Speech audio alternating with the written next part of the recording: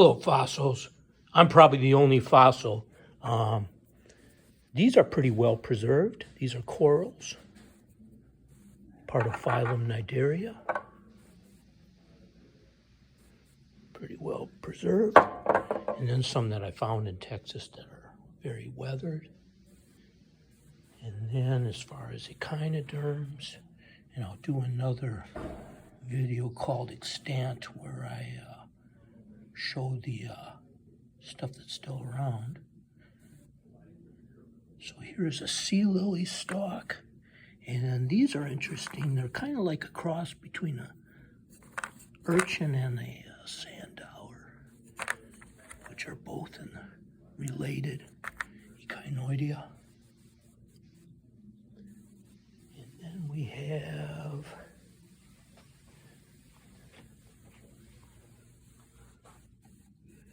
a fern leaf and a piece of shale. And we have a leaf that's stuck in amber. And we have some leaf impressions. And we have a piece of fossilized, or petrified wood rather. Then we have a section through a palm. Here's the side that's varnished. Here's the side that's not varnished. And then we have a bunch of fish,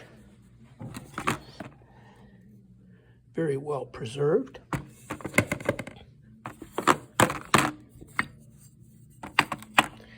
And those two tails are crossing. What do you think the chance is that those died at the exact same time? I would say very low. So probably look at those two are overlapping as well. I would say that this was some kind of a mass event. Very well preserved, where a lot of fish died at the same time. And then a shark tooth. If you find them loose, you can tell that the white ones are extant and the black ones are extinct. And unfortunately, I can't find my piece of amber with insects, blood-sucking insects in it, with 30-million-year-old prehistoric DNA. But here is a piece of amber with mildew in it. So a type of fungus. It's like if you live in the south, that reddish brown stuff that collects in on your shower curtain.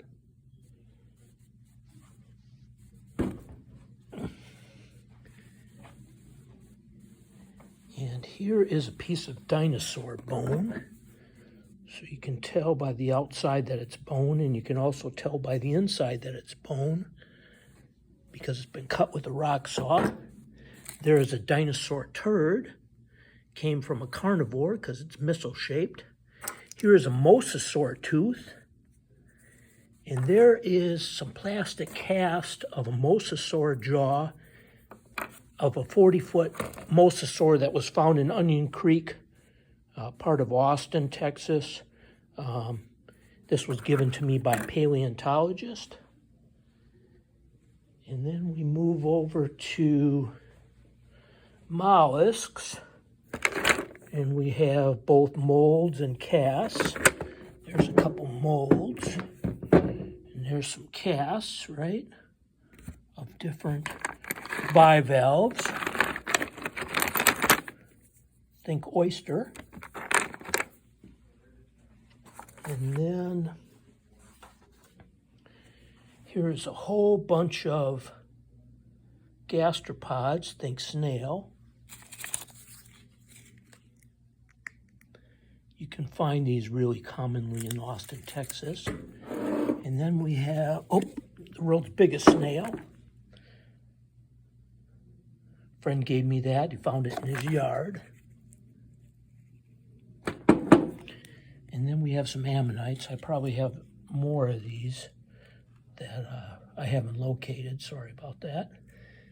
And here's what that thing would look like alive. Not the best picture. And then we get to the mammals. This is a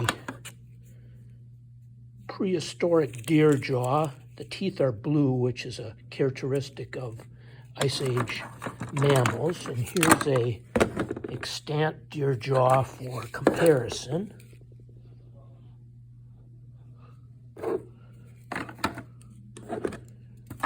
Here's a Homotherium, a Texas saber-tooth. This much would have been sticking out of the jaw.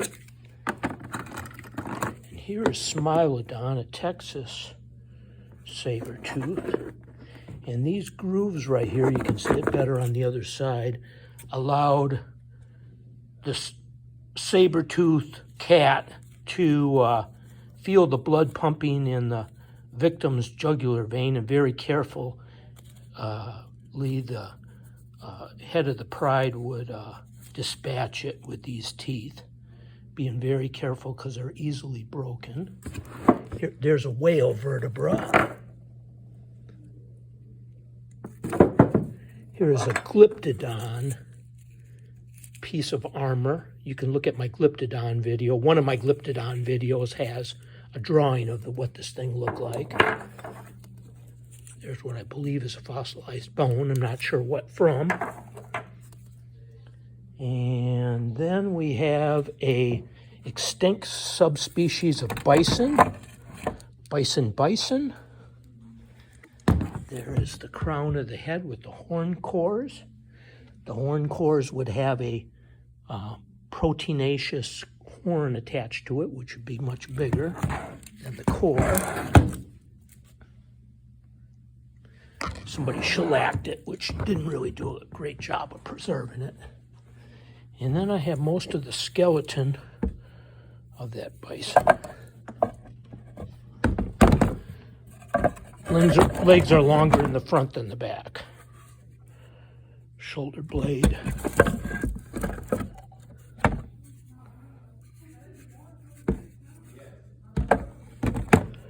Rib broken in half.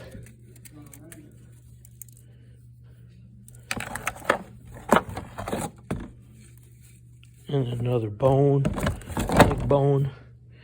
And then this is just the horn core of Bison occidentalis. Think middle bison. And then so much bigger yet would be antiquus, think antique. And then finally, the last thing I have, I got actually two more. This is a prehistoric horse. There's the jaw.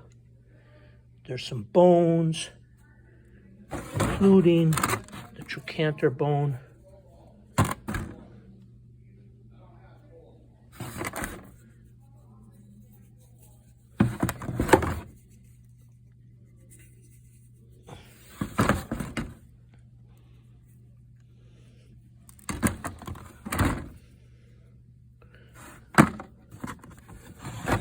From different animals, because they're different colors, right?